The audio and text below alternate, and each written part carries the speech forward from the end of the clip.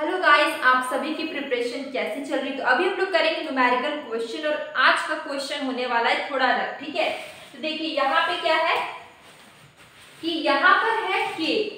आपको क्या है, यहाँ पे आपको तीन चीज पता होना चाहिए, के, एम और जी। ठीक है, यहाँ पे लोग लिखते हैं सबसे पहले इक्वेशन। ठीक है, यहाँ पे हम लोग लिखते हैं के, यहाँ पे एम, यहाँ पे के माइनस एम और यहाँ पे लिखते हैं जी माइनस वन। ठीक है, देखिए यहाँ पे क्या है, हम लोग देख रहे हैं, देखिए हम लोग क्या देख रहे थे कि ये हमारा पूरा टोटल है। ठीक है, तो यहाँ पर आपको के मतलब क्या होता है, के मतलब कि टोटल, मतलब जितने यहाँ पे तीन इक्वेशन है 1 2 3, तीनों में टोटल में पूरे मॉडल में कितना वेरिएबल है। ठीक है, पूरे मॉडल में कितना वेरिएबल है, ये है के। ठीक है, जैसे कि हम लोग देख रहे हैं y2 ये वेरिएबल है। ठीक है, y3 वेरिएबल है, x1 x2, और अगर एक वेरिएबल दो बार रिपीट हो गया जैसे कि x1 तो हम लोग एक ही बार काउंट करेंगे। ठीक है, तो टोटल में कितना वेरिएबल, जैसे कि यहाँ पे देखिए y2 y3 दो हो गया, y2 यहाँ पे लोग लिखे y2 y3 x1 x2। ठीक है, चार हो चुका है, और यहाँ पे लोग देखते हैं y3 फिर से इसको ले लेंगे, y1 ले लेंगे, x2 ले लेंगे। ठीक है, x1 x2 x3। ठीक है, टोटल 5 है, y1 टोटल हमारा 6 है। कितना वेरिएबल हम लोग आया टोटल मॉडल में, सारे मॉडल को मिला के कितना वेरिएबल है 6। ठीक है, और यहाँ पे किसमें पूछा गया, इक्वेशन देखिए क्वेश्चन में बोला गया सेकेंड इक्वेशन। कौन सा इक्वेशन है, सेकेंड इक्वेशन, तो यहाँ पे इक्वेशन हो जाएगा आपका सेकेंड। ठीक है, यहाँ पे के मतलब कि इंटायर मॉडल में कितना इक्वेशन है, ये के हुआ। अगर हम बात करें एम की, एम मतलब कि जो क्वेश्चन में पूछा गया इक्वेशन, सेकेंड इक्वेशन, तो सेकेंड इक्वेशन में कितना वेरिएबल। सेकेंड इक्वेशन की बात करें तो देखिए ये वाला y2 y3 y1 y2 y3 y1। ठीक है, और x2 चार है। ठीक है, तो के आपका क्या आया, यहाँ पे के कितना है आपका 6, और यहाँ पे m आया 4। m क्या होता है, क्लियर कर लीजिए, m मतलब कि उस जो भी क्वेश्चन में इक्वेशन पूछा गया उसमें कितना वेरिएबल है। तो यहाँ पे क्वेश्चन में बोला गया सेकेंड इक्वेशन, तो सेकेंड इक्वेशन में कितना वेरिएबल यहाँ पे है 4, तो हम लोग 4 लिख ले रहे हैं। ठीक है, अब k में से m को माइनस करें तो कितना आएगा, 2 आएगा, 6 में से 4 को। अब ये g क्या है, g मतलब नंबर ऑफ इक्वेशन। ठीक है, तो इस क्वेश्चन में कितना इक्वेशन है 1 2 3। ठीक है, तो यहाँ पे वो 3 माइनस 1 2, मतलब k minus m equal to g minus 1।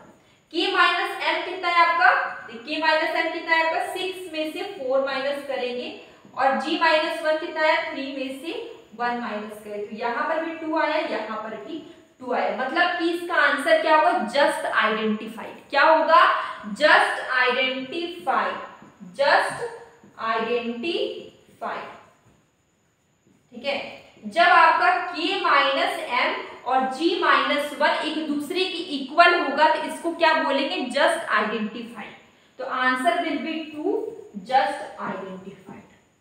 ठीक है, और क्वेश्चन को हल्के में मत लीजिएगा, ये क्वेश्चन आपके एग्जाम में आया हुआ क्वेश्चन है, तो इस तरह के क्वेश्चंस भी आपको, ये आपका थोड़ा अलग क्वेश्चन हो गया, इस तरह के क्वेश्चंस भी आपको प्रैक्टिस करना है जो कि आपके अलग होंगी। ठीक है, और बहुत सिंपल है, बस आपको इसमें क्या करना है, आपको के एम और जी का मतलब पता होना चाहिए। ठीक है, आप आराम से ये क्वेश्चन कर लेंगे, बहुत सिंपल। क्वेश्चन देखिए, हम लोग ने एक चीज देखा था कि एग्रीगेट डिमांड के बराबर एग्रीगेट सप्लाई होता है। ठीक है, एग्रीगेट डिमांड के बराबर एग्रीगेट सप्लाई होता है। एग्रीगेट सप्लाई को हम लोग वाई भी बोलते हैं, क्या बोलते हैं, वाई।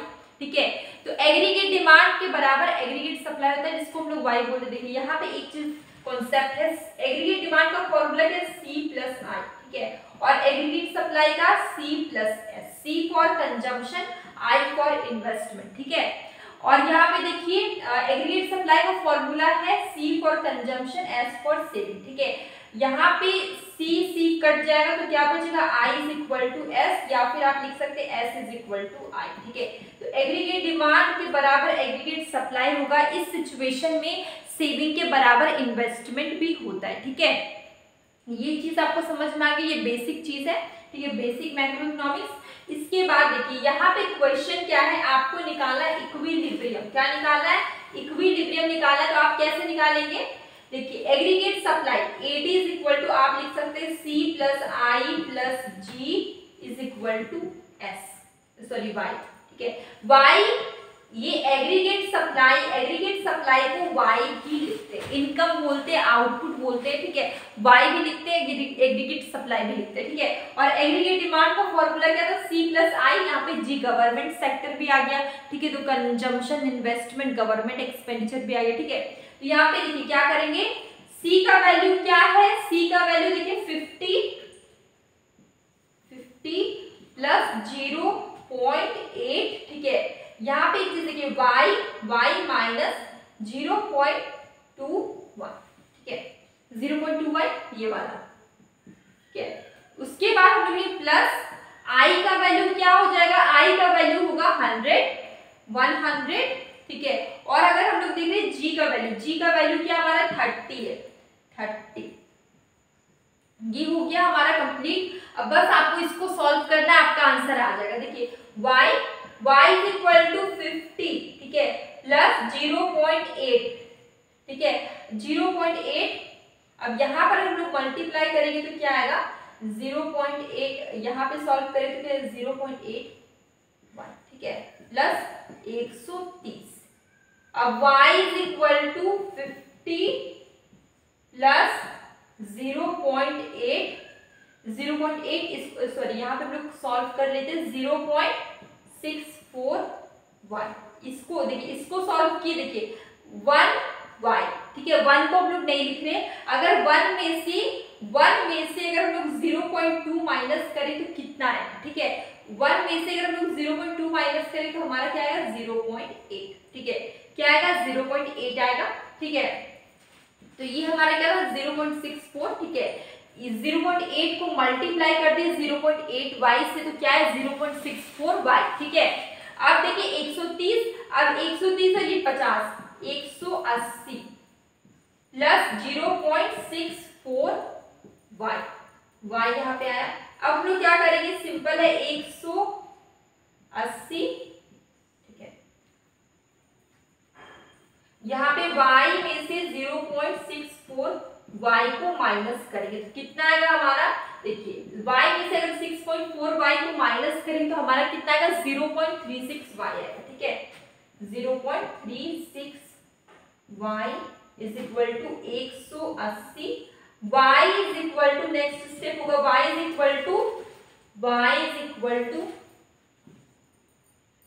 180, ठीक है, अपॉन 0.36, ठीक है। ये सॉल्व हो गया। यहाँ में से 2 जीरो और डेसिमल हटाएंगे तो क्या आएगा? 2 जीरो और आ जाएगा, ठीक है। अब देखिए इसको सॉल्व करिए, 18 का क्या हो जाएगा? 1000, यहाँ पे आएगा 2 बार में 36, एक बार और काटेंगे तो कितना आएगा? 500, ठीक है। तो y का वैल्यू क्या है आपका? 500 आया। y का वैल्यू क्या आया? 500 आया। ये आपका क्या है? इक्विलिब्रियम लेवल ऑफ इनकम, ठीक है। ये क्या निकला? Equilibrium level of income. तो अभी मैंने बताया y मतलब क्या होता है? Income output. वही यहाँ पे हम लोग ने क्या निकाला? इक्विलिब्रियम लेवल ऑफ इनकम, क्योंकि हम लोग ने AD की इक्वल AS किया। ये आपका बेसिक कंसेप्ट है।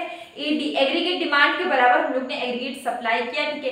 एग्रीगेट डिमांड का फॉर्मूला हम लोग ने लिया C plus I plus G, और एग्रीगेट सप्लाई के बदले में हम लोग ने लिख लिया y, ठीक है। बात एक ही, एग्रीगेट सप्लाई लिखी या y लिखी, दोनों सेम चीज है, ठीक है। तो इसका आंसर हमारा क्या आया? 500।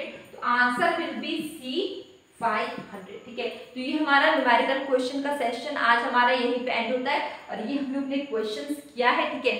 तो अगर आपको और भी चैप्टर करना है या फिर क्वेश्चंस करना हो, प्लीज कमेंट बॉक्स में जरूर बताइए। कोई भी डाउट हो, कंफ्यूजन हो, ठीक है, ताकि मैं आपकी प्रॉब्लम्स को समझ पाऊँ और उस पर वीडियो बना पाऊँ, ठीक है।